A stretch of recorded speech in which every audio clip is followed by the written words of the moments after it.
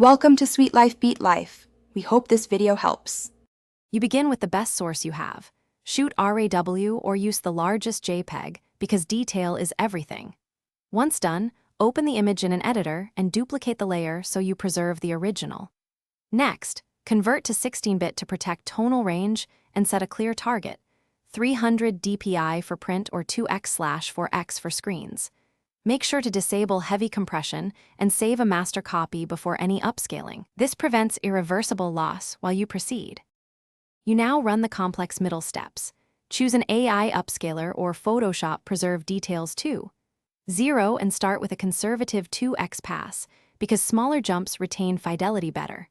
Once done, apply targeted denoising on a separate layer so you can mask fine details, then use high-pass filtering or Smart Sharpen to restore micro-contrast.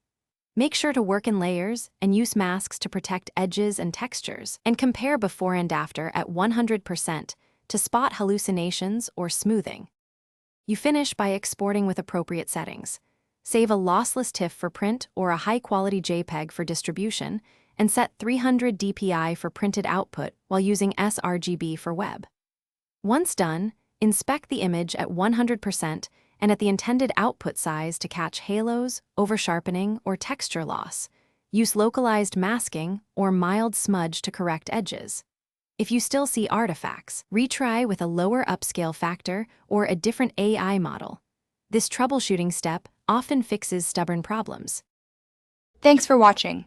Consider subscribing if we helped you.